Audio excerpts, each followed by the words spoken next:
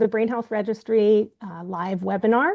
I wanted to introduce myself first. I'm Rachel Noshaney. I'm a dementia researcher in the psychiatry department at UCSF, University of California, San Francisco, and I'm the lead investigator of the Brain Health Registry study.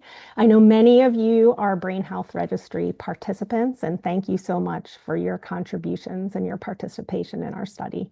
Many of you are also participants in the CEDAR study, which is a study within the Brain Health Registry, and CEDAR stands for Community Engaged Digital Alzheimer's Research.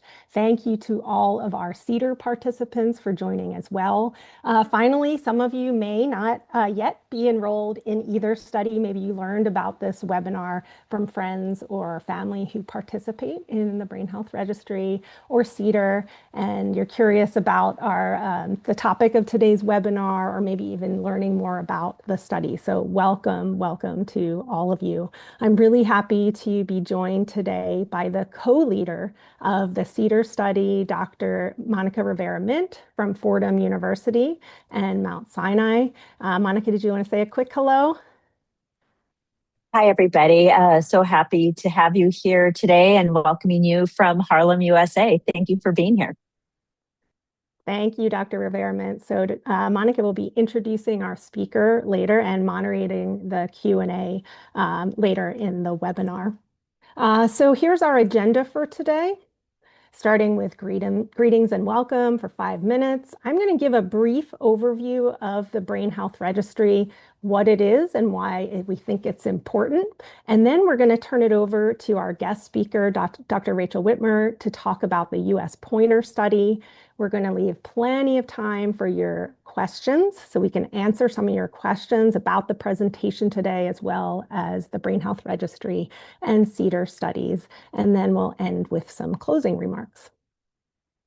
So before we get started, first, we'd like to hear a little bit from you, just so that we can get to know each other a little better. To start, we invite you to share where you're joining us from. So I'm going to ask Erica to launch this pre-webinar poll. Where are you joining us from today? We have Brain Health Registry and CEDAR participants we know all over the United States and all over the world, and we're really curious about where you're joining us from today.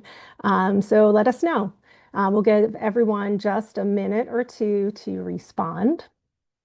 So you should see the poll on your screen, so let us know if you'd like where you're joining us from. And for those of you who may have joined late, I want to welcome you to the Brain Health Registry live webinar today. Thanks for joining. So we'll keep this poll up just for a few more seconds. And then I'm going to ask Erica to show the results of the poll. So where are you joining us from today? So the largest group is from the West, 44%, followed by the Northeast, representing at 33%. And then we have folks from the Midwest, the South, and the Southwest. And it seems like we're all within the United States. So it's really great to have such great representation from all over the US. So now I'd like to give a brief overview of the Brain Health Registry study before we get to our guest speaker. So what is the Brain Health Registry? It's an internet-based registry, and we have over 105,000 participants enrolled since 2014. The Brain Health Registry is an entirely online study. So instead of coming into a clinic or a medical center, all of the activities can be completed remotely, at home, online. We recruit from the general public. Anyone age 18 and over is eligible to join, and it's free to join. So how does it work? What happens if you sign up from the Brain Health Registry?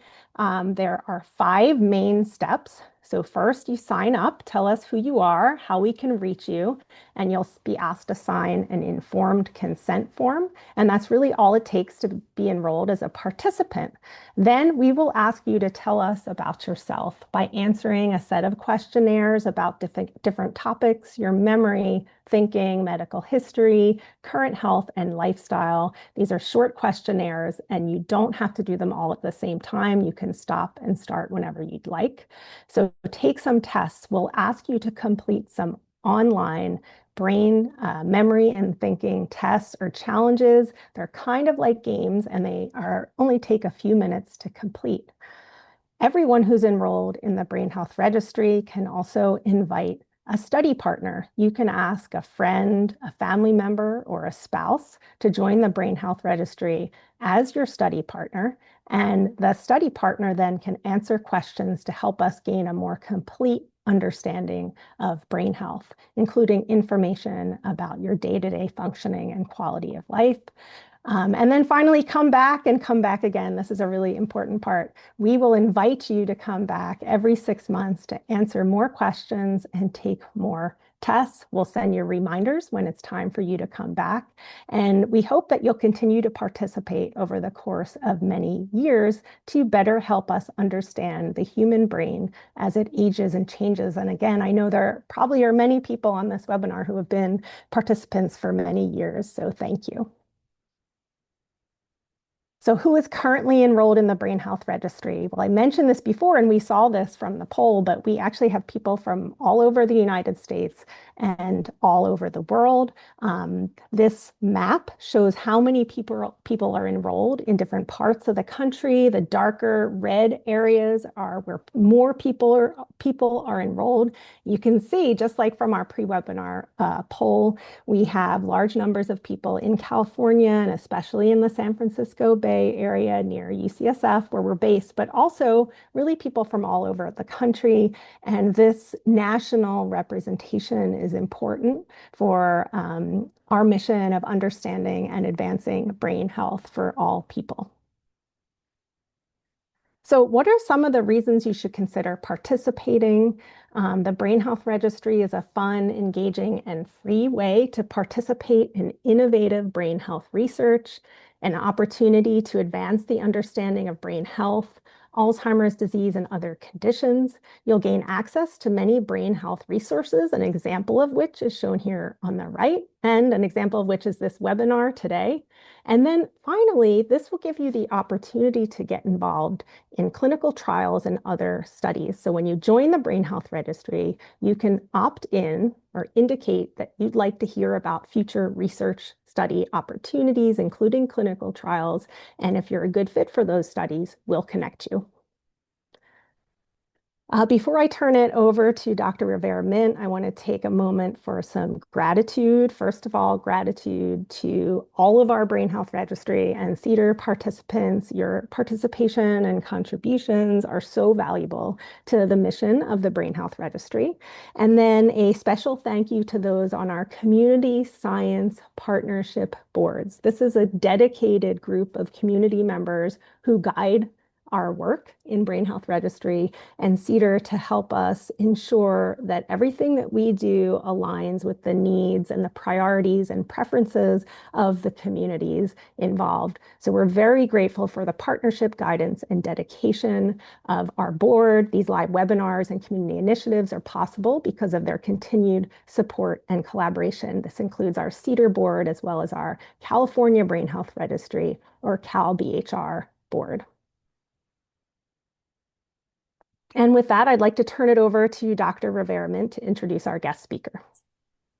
Wonderful. Thank you, Dr. Nosheni. And again, my name is Dr. Monica Rivera-Mint, and so happy to be here and so very honored to introduce to you the incredible Dr. Rachel Whitmore. Dr. Whitmore is a professor and vice chair of research of public health and neurology and co-director of the UC Davis Alzheimer's Disease Research Center. She was the first female target of excellence hire at UC Davis in the School of Medicine, a special hiring mechanism to recruit high-impact scientists like Dr. Whitmore, who are internationally renowned experts in their fields. And we're just so happy that she's been here at UC Davis to meld population science and epidemiology with the UC Davis ADRC and to help center and expand into community-based science with a focus on historically underrepresented individuals in research. Dr. Whitmore is director of Population Brain Health Lab as well, and uses epidemiological methods to reduce inequities in brain aging through the study of dementia incidence, cognitive aging, and brain pathology in diverse racial and ethnic groups, including those with diabetes and the oldest of the old. And she's so well accomplished. But just one more thing, she's also principal investigator of several National Institute of Health funded life course studies of risk and resilience in Alzheimer's and related dementias, including she's one of the study PIs for the very famous US Pointer study, which is a study of multiple lifestyle domain interventions for clinical trials. And she's going to talk more with us about those findings and how we can really connect to improve our own brain health by learning more about the science. So with that, I want to turn it over, and please join me in welcoming Dr. Whitmer. Yay. Thank you. Thank you. Well, thank you so much, Dr. Nosheni and Dr. Reverment, for the opportunity. I am really excited to talk about US Pointer, which is near and dear to my heart. And let me just ask a quick question. Should I be sharing screen for the slides? Yes, please. Okay. Yep. Great. All righty. Okay, and let me just get that on slideshow. Okay, does it look like the slideshow now? We see your notes as well. You might have to go into the view. We can also run the slides, Rachel, but if you want to just make them big on, like that, that's fine. That we can see it very clearly. It's perfect. Okay, I just swapped displays to the bigger screen. Is this okay now? Perfect. It's gorgeous. Thank you. Okay, so it looks like a slideshow on your end. Okay. Yep. So again, thank you so much for having me here today. I'm really excited to talk about US Pointer, which is a multi-domain lifestyle intervention trial for brain health. And I'm not super far from UCSF. I'm at UC Davis. And just really excited to talk about this landmark study that has given us new information about how to improve brain health. So just to give a bit of background, there's been a large number of really wonderful studies that have targeted on a single domain, a single question about whether changing your diet or whether changing your blood pressure improves brain health and has a positive effect on cognitive function.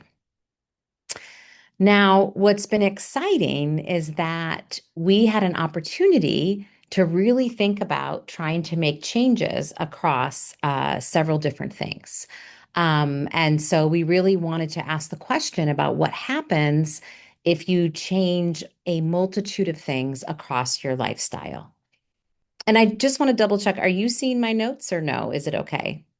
You're perfect. We are just seeing your beautiful slides. Thank you. Sorry. Okay, because I'm now suddenly the notes showed up. So thanks for clarifying.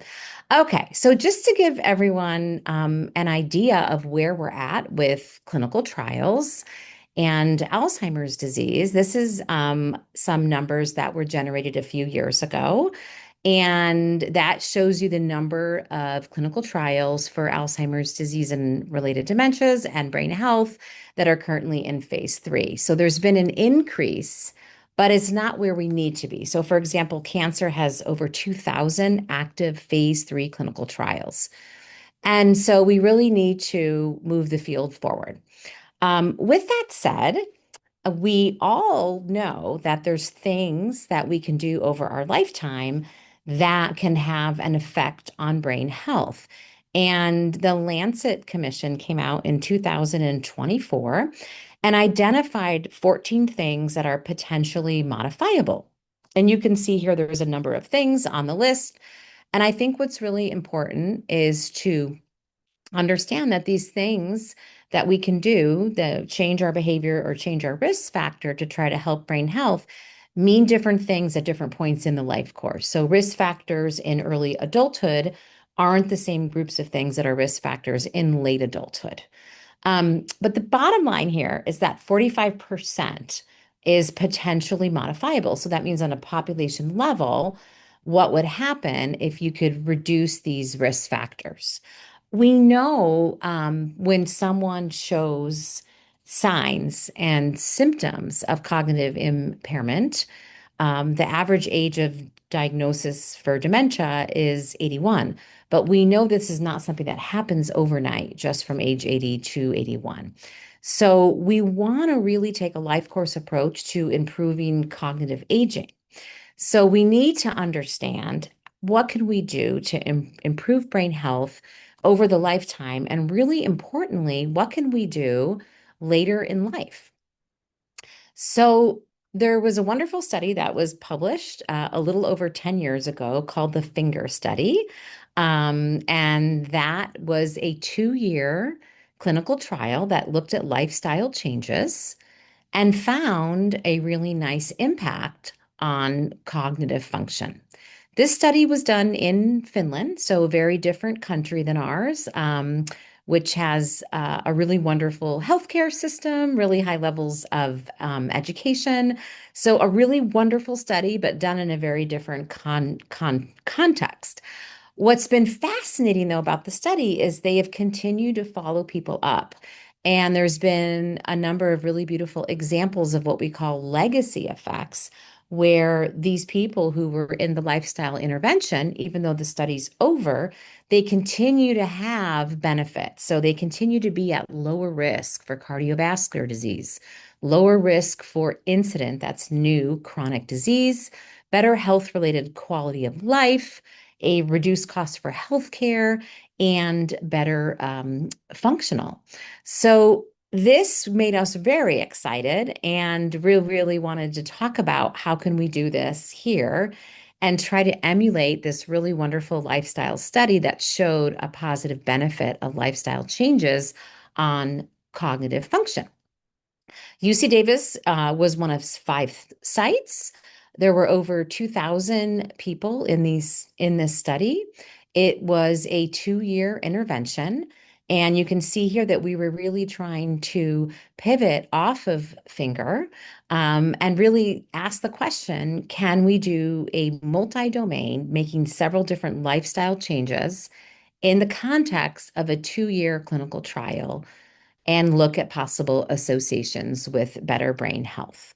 Um, we also had conversations with the PIs from Finland, and we had to explain that giving someone the finger is not a nice connotation here. And so we couldn't call it US finger, but we were really happy to call it US pointer.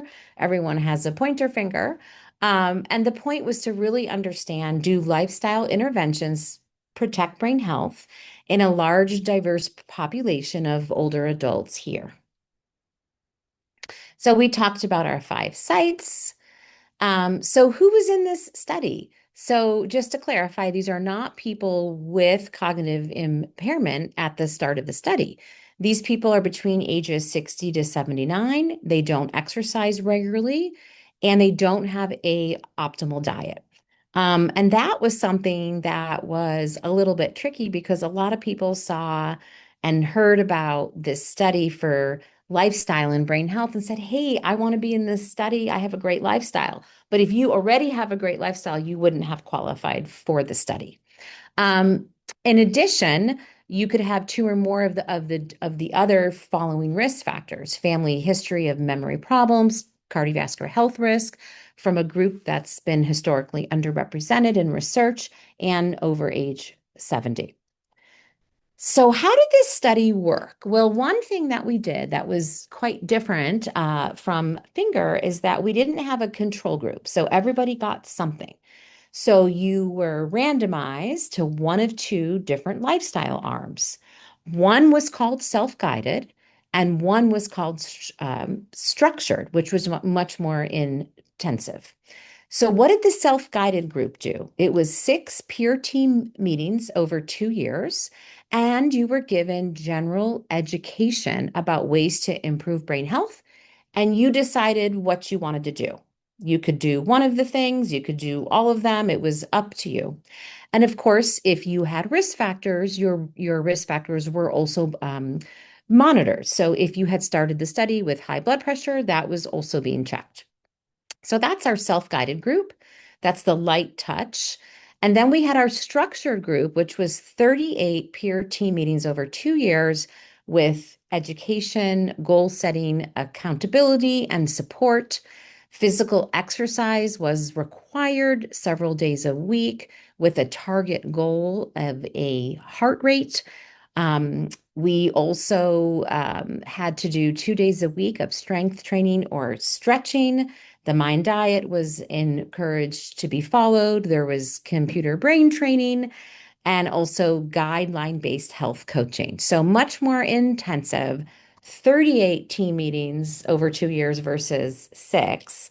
And people were also given a free gym membership to encourage their physical exercise. So this is just some more details, as I mentioned before, 4 times a week of aerobic exercise, twice a week, resistance and stretching, and there was a target goal for the Mind Diet and biannual reviews of labs. What's on the Mind Diet? There's a lot of really good things on the Mind Diet. So the Mind Diet is really a combination of the Mediterranean diet and the DASH diet. The DASH diet was created from the American Heart Association. So lots of focus on berries, dark leafy greens, nuts every day, beans every other day, fish at least once a week. And when the study started, I was said, I'm going to follow this as well. I'm asking everyone else to do this. And I thought, this will be fine. I don't really like a lot of desserts. I don't eat fast food. But it is very strict about cheese. I did start to discover how much I do love cheese when I had to limit that.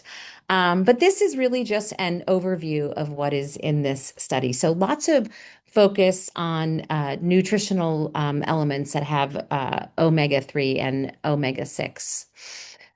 So our primary outcome was to look at cognitive change over 2 years. So people came in every 6 months, and we did a number of tests that evaluate memory and thinking. Um, the people who did the testing were blinded, so people had to keep the secret and not share what group that they were in. And then we looked at change from the start of the study at the end of the 2 years. So who is in this study? So we have 2,111 older adults. You can see we have a range of different age groups. And really interestingly, 78% had a family history of a memory problem. What was really nice was to see that the team attendance was really high. People love coming to the team meetings, whether they were in the self-guided, the kind of more light touch lifestyle versus the structured.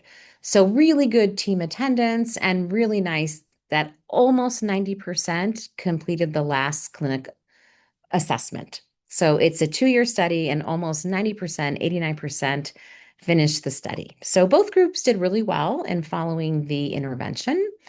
Just to give you some more detail here, for people in our structured intervention group, we had a goal of Fitbit minutes. The goal was 90, their average was 86. The average Mind Diet score was 11 out of 14, and the goal was 9.5. So people were happy to make the diet changes and they were happy to do the exercise. So certainly we were asking them to make a lot of lifestyle changes, and we certainly did not ask them to make all these changes within 1 week or even over 2 weeks. What was really nice was we had the team meetings, we had a interventionist and a navigator, and what was so supportive was that we had the team meetings and people talked about what was working, what was not working, what were some ideas. And people were given time to make these changes.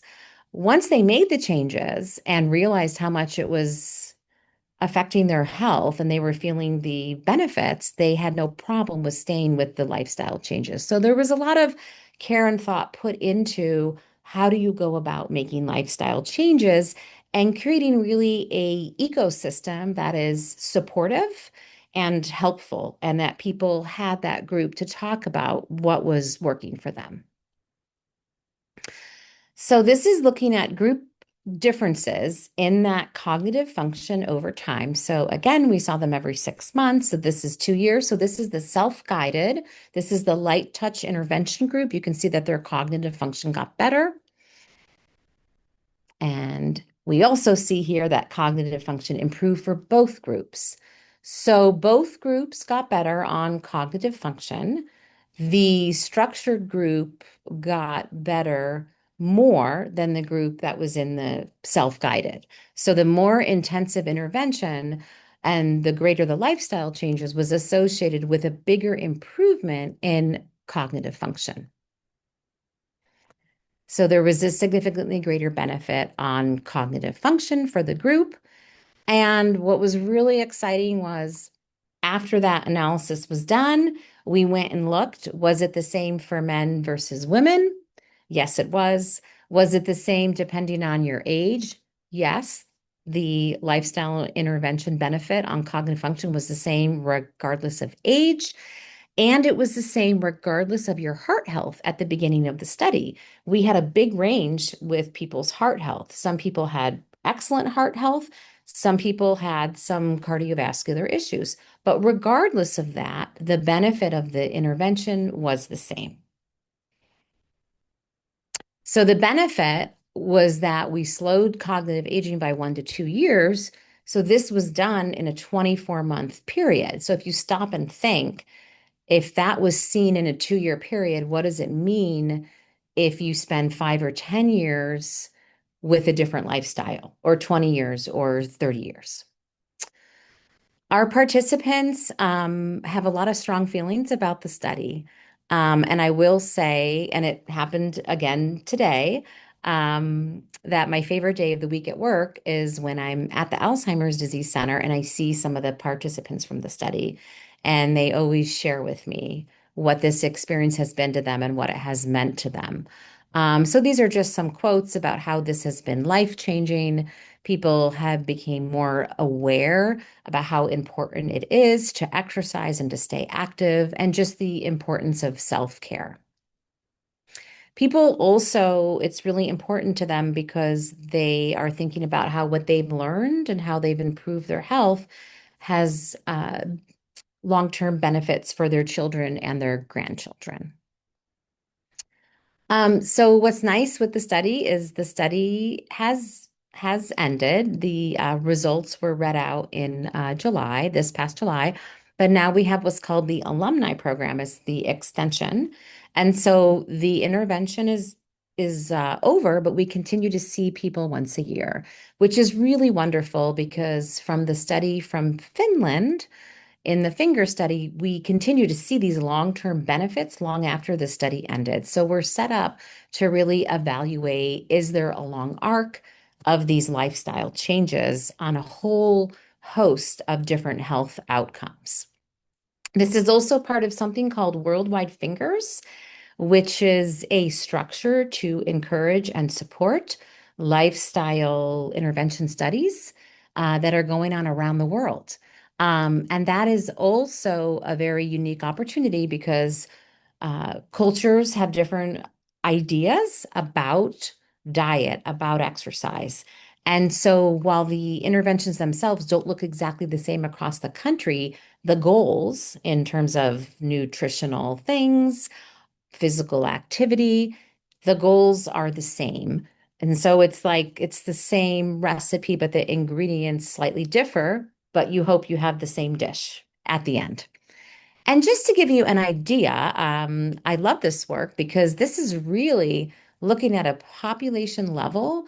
What would it look like if you changed a certain risk factor for everyone? And so you can see here that if you were to just lower the amount of physical activity or smoking, you can project that there would be 2 to 300,000 fewer cases of dementia. And I think that's really a very powerful message to think about how you can improve your own health, but then also how we as a community can think about making these changes that can have an effect at the population level.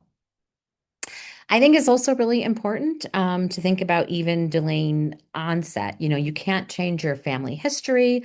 You can't change who your parents are. But there's lots of data out there showing that lifestyle changes might also even delay the onset and the start of cognitive decline. And I think that's a really important public health message to think about. And I want to thank you for your time.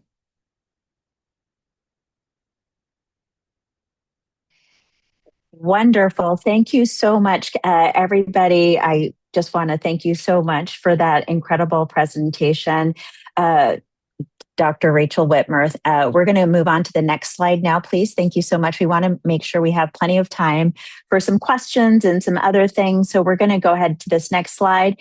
So it's time for QA. So this is the time for you joining us today to ask Dr. Whitmer and our panel here any questions that you might have. So please enter your questions in the QA box in the on the slide right now. You see the little box that has it says QA on it. If you could click on that and add your questions, that would be great. So we're just going to give it a minute. And so to our administrative team, Melina and Erica, if anybody has any questions or concerns, they can chat you or say if they're having trouble. I hope. I'm gonna assume yes. Next slide. And we're also going to have a post-webinar poll while people are putting together their questions and getting themselves oriented to the QA component.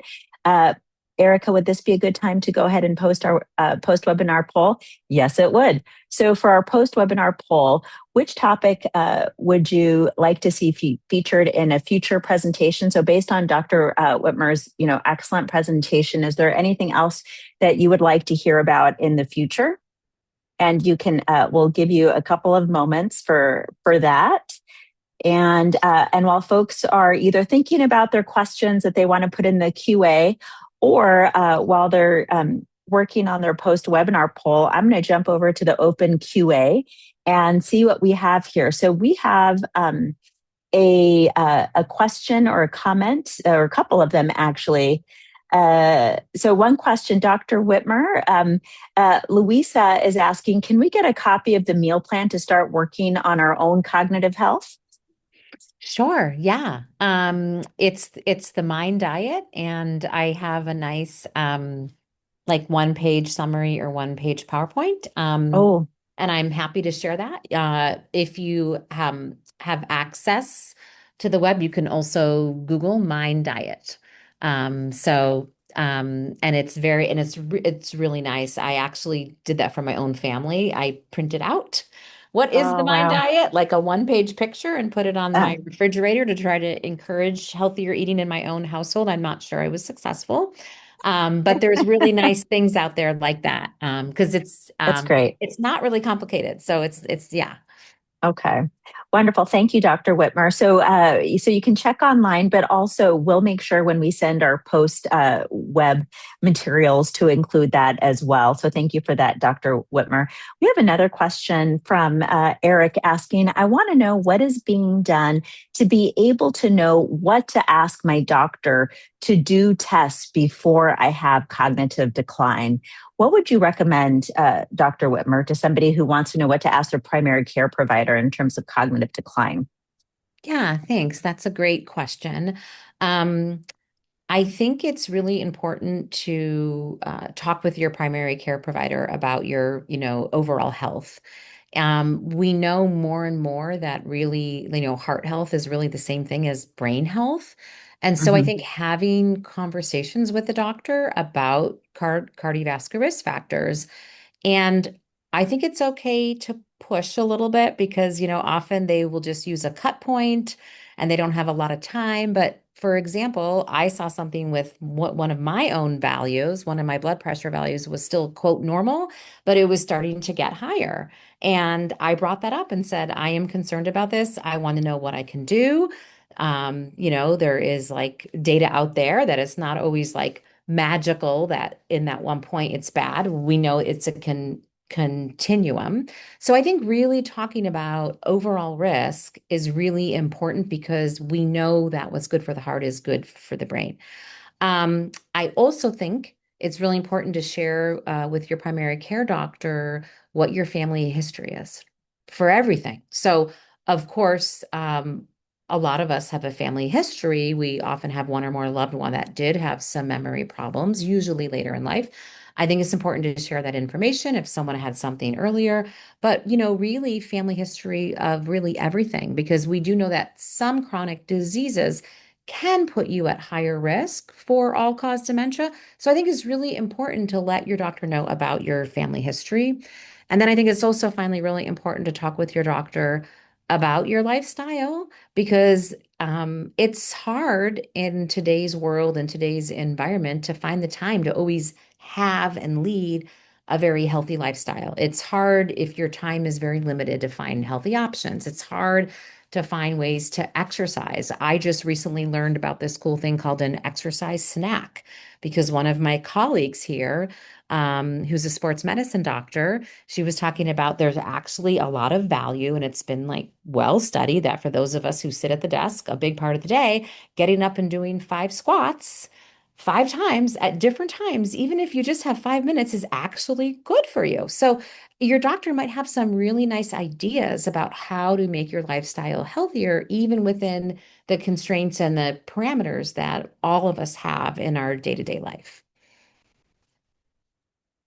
Wow. So that is just gold, gold, and more gold. Thank you, Dr. Whitmer, for sharing those wonderful suggestions about how we can interact with our primary care providers who we're seeing in the community, about how we can ask questions and maybe even push back a little bit, is what I heard there, to really make sure that we get our questions to empower ourselves for our own health. So thank you for that. Now, there are so many questions coming in on both the QA and the webinar chat.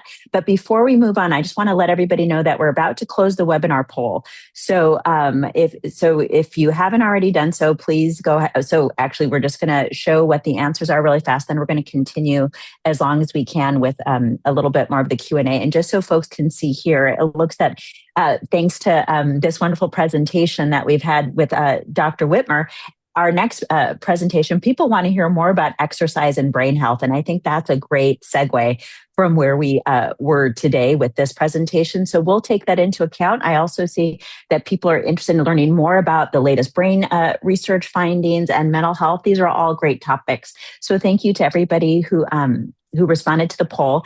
And as we finish up this Q&A part of our webinar, I'm just going to ask that we take down the slide so we can see Dr. Whitmer better as she answers our questions. And Erica, I'm going to count on you to tell us when we have like 1 or 2 minutes left for the Q&A. But there's so many questions here. I want to try to do our best to answer as many as possible. And just so you know, for those that we can't answer right now, when we send our post-meeting materials and if you have, if we can email you, we will do our best to answer any of the questions that we didn't get to during this webinar as well. So thank you and keep them coming. So Dr. Whitmer, we have another question here from Trisha. Trisha is saying she's a member of a minority community and curious about the tradition of strong social ties within her community, though not so much healthy diet in her community. So she wants to know if there are any studies that have kind of separated those two issues out where we can understand the relative, I think what she's asking, the relative protective benefit of social strong ties versus diet. Do you have any thoughts for that question? Yeah, no, that's a really great question. And I'm so glad that it's being asked. So we do know there's sort of this epidemic of loneliness actually at all age groups right now in our country. And strong social ties are so key. They are so important. And they're so good for the brain through so many different things. So having strong social ties lowers your risk for anxiety and depression. Both of those things can be linked with a higher risk of dementia. So it's really important for your mental health. It's important for purpose of life. So if people feel they have a purpose in life, that is actually linked with better brain health, but that is also linked with having a lot of social ties and connections. And there are large cultural differences in how social connections and social ties come to be and what they look like. And so I think it is really important to keep social ties. And if you have elderly loved ones that you are worried are starting to lose some of their social ties, maybe because of health reasons or functional limitations, it's really important to have a conversation about how can they still keep up their social ties. So, for example, I know of someone who right now has a problem with their knee. They're not able to go to their strength training class right now. So they're losing that social connection on a temporary basis. But then what about asking some of the people from the class to go on a walk with them while they're waiting? They are allowed to walk while their knee heals. And so it's really trying to be open-minded and trying things. We also saw in a lot of our studies during COVID where people were not socializing in person and face to face as much. That was not good for health. However, a lot of people learned how to do sort of online platforms and would do like Zoom book clubs or Zoom, coffee clutch. And so I really encourage if anyone has any kind of limitation or they're not feeling well to really think about other ways to make those social ties and connections. It is so good for your brain health. And that's what's ubiquitous in the US Pointer study was, both lifestyle groups had a team. So they were part of the team and they were going through this journey together. And both groups did get better in their cognitive function. So That is so deep and so profound how that social connection. This was such a great question because it really highlights that across ages and I assume across like ethnocultural groups that this issue of social connection is so important. And something you just said, Dr. Whitmer, it just queued us up for another question I wanted to bring up. So Yvette asked a question about in terms of lifestyle changes, what considerations are being made or studied regarding technology, its use on mental, emotional, physical health, and or cognitive improvement or decline. So how would you answer that, Dr. Whitmer? yeah, complicated answer and complicated question. There's a lot of data coming out in younger people that technology is not great. And for the young folks today that have grown up with that, we know that there are things about that can affect emotional health. At the same time, technology is also a wonderful tool for as we get older, finding ways to connect. So, for example, my in-laws live in a different country. They don't know much at all about technology and they don't want to. We bought them an iPad. This was about 8 years ago. And the one thing they do on the iPad is FaceTime. And that makes them so happy because they can see us. And that's really important for them to stay in touch with us. Right. So I think technology can be, if it's used for in place of sort of everything else, maybe not so good. On the other hand, there's wonderful things about technology that can offer opportunities for connection, for communication. I know people who do exercise classes Right. with their technology, and Mm-hmm. that is great because if that's your only option is to do your class that way, that's a great option. So it's a bit complicated and kind of nuanced. I think it can be really good. It can sometimes not be good. So So it sounds like it depends on how we use technology. So if we use it to increase our connection, if we use it to increase our activity, then those are good ways to use technology. But if we use it to isolate ourselves, to kind of zone out, it's not so good for us. Is that right? that's absolutely right. We don't want Okay. to all end up in a 12-hour doom scroll. Right. Yeah. Okay. That's not good. No bueno. No bueno. Okay. Well, thank you for that wonderful question, and thank you, Dr. Whitmer, for that. We have more questions coming in, and we're going to try to keep going for at least about another 5 to 7 minutes. Okay, Dr. Whitmer. Okay, great. So another question has come in. How early can you be diagnosed with Alzheimer's? And would that include brain scans? I think is what the person is getting at. Sure. Well, the average age of diagnosis is around 81. But the ability to be clinically evaluated can occur at any age. The vast majority of Alzheimer's disease cases affect people who are elderly, who are 65 plus. There is a variant of it that is early onset that can affect people at younger ages. But regardless of the age you are, the ability to get evaluated is always there. But I do want to reassure people that that early onset Alzheimer's is a really, really, really small subgroup of the overall cases of Alzheimer's disease. I hope that answered the question. I think that exactly answered it. So it sounds like, can it happen when people are younger in middle age? Yes, but it's not common. It's rare. Is that right? Correct. Yeah. Okay. An average age, I think you said, was about 81.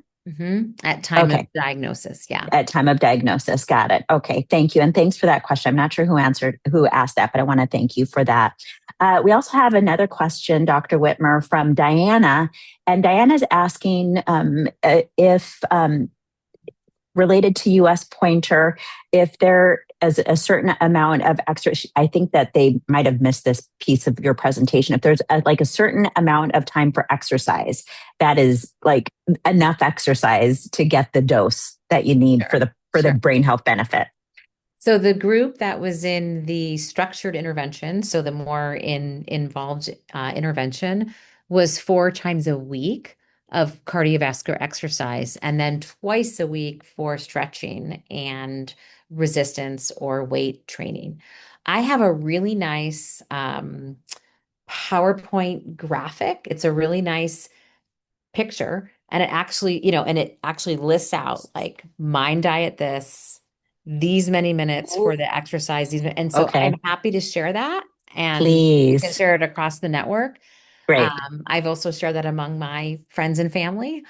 So, Okay. yeah. That's And so great. that way people don't have to keep, what was it again? You can just Yeah. have it and you can look at it and it's right there. Perfect. Yeah. Perfect. So Diana, thank you for that pro tip question, because now everybody here is going to benefit with that handy graphic. And I'm going to put that on my refrigerator as well to remind my family too. So thank you for that. That's very generous of you, Dr. Whitmer.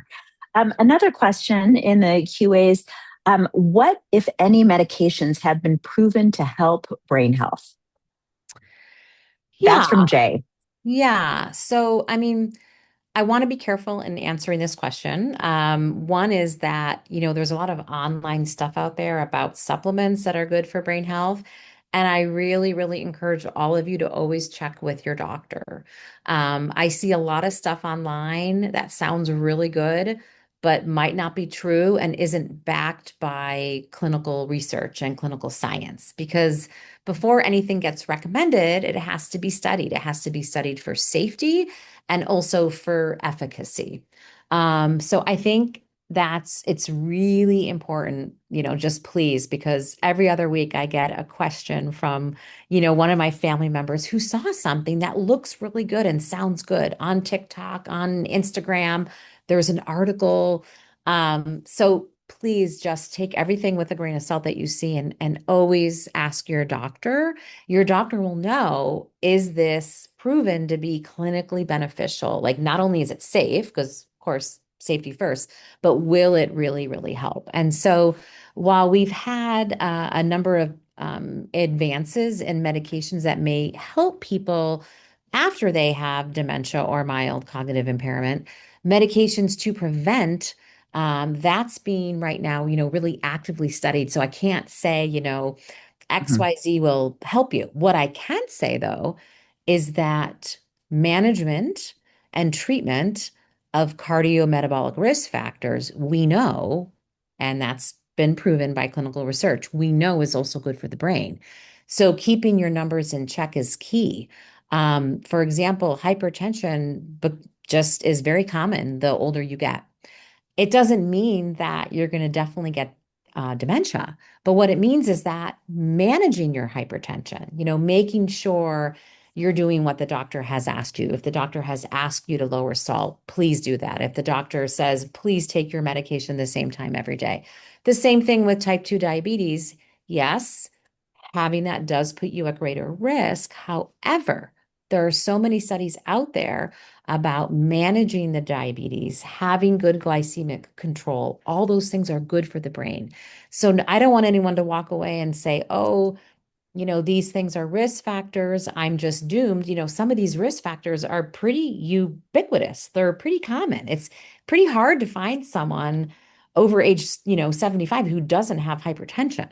But it Right. doesn't mean for sure you're going to have a bad brain outcome. And so I want people to feel empowered, like, yes, we've identified these things are not good for your brain. On the flip side, we've also identified that managing those risk factors really well and keeping track of numbers is good for your brain.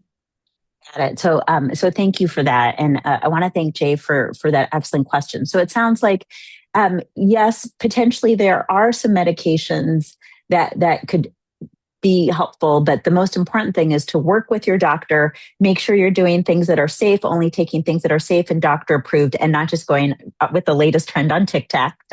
That's the first thing, right? And then the second thing I think I heard you say is that one of the best ways we can help our brain health as well, regardless of our risk factors, is to really manage our health, our health indicators. So the sugar, we want to manage the sugar.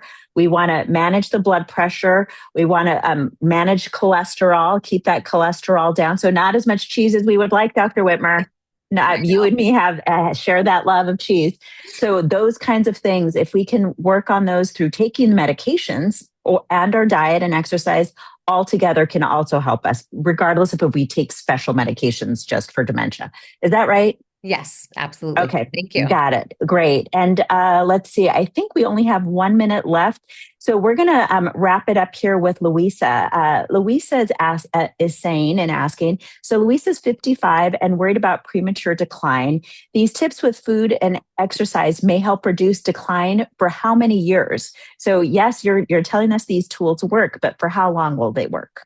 Well, I can tell you from the finger study, which was done in 2015, there's now 10 years of follow-up. And the people that were in the lifestyle part of that study are still showing benefit today. So even 10 Wow. years out, they are at lower risk of new incident disease, new incident chronic disease, 30% lower risk for cardiovascular risk factors. And it's this thing that we call sort of the legacy effect. And that was seen a lot in the literature on clinical trials in diabetes. So those were Wow. trials not about brain health, but about diabetes, and showing that more assertive control of blood sugar was good. And some of those studies showed such good benefits. They stopped the studies early, but they continue to follow the people. And it's this thing called a legacy effect. And so with Wow. Finland now, there's been 10 years of follow-up. And so we think there's a long impact of these changes. Wow, that is incredible. So, Louisa, thanks for that last and final question, because this is such a great way to wrap this up.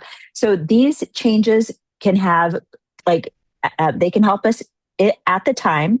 They can help us up to 10 years out, at least, because the research is still coming in. And so, everybody, you can empower yourselves by making these changes in your health habits through healthier eating, through more movement, and through managing your numbers in terms of your health indicators like sugar and cholesterol and blood pressure. And I think that this just makes me feel so hopeful and empowered about what I can do in my own life to make sure that myself and my family and our whole brain health registry and Cedar community can be as healthy as possible. So with that, I want to thank you so much, Dr. Whitmer, for joining us. So you can't hear everybody, but I know everybody is just giving you a standing ovation for that great presentation. And not only do we want to thank you, Dr. Whitmer, but we want to thank you, our webinar participants today. Thank you for joining us. If you have additional questions, you see here on the slide where you can email us. We want to hear from you. And if you're interested in joining the Brain Health Registry or BHR, take out your phones right now and you can click on that QR code to learn more about the Brain Health Registry. And if you're interested in joining the CEDAR study, again, that stands for Community Engaged Digital Alzheimer's Research, but you don't have to have Alzheimer's to join. But if you're interested, please click on that second QR code and you might be eligible for one or the other, or maybe both, who knows? But we have lots of great information that we'd really be happy to share with you.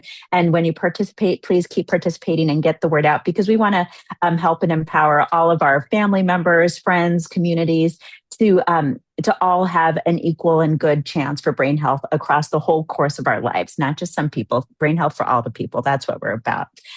Rachel, Dr. Nosheni, am I missing anything on that last slide, or are we good? I think you covered it all. Okay, great. So with that, stay in touch. We really appreciate your valuable feedback.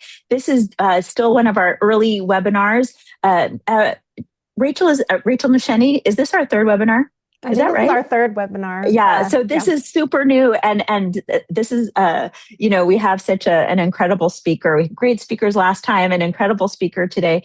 So we would love your feedback on how we can do this better next time. So questions, criticisms, comments, all of it, we accept it all with humility and an open heart. So please fill out our post-webinar survey. So I'm going to ask you to call to action to take out your phone one more time. Here's my phone, and please complete that post-webinar survey, because that really helps us do a better job for you. And you are who we want to serve.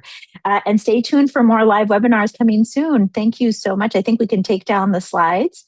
Is that everything? Did I get it all, Erica and Rachel Nosheni? Are we good? Yes, thank you, Dr. Reverment. And Great. Again, one more big thanks to everyone who joined, to our amazing guest speaker, and everyone who's participated in the Brain Health Registry and the CEDAR studies. Your contributions are so valuable to our mission. Thank you.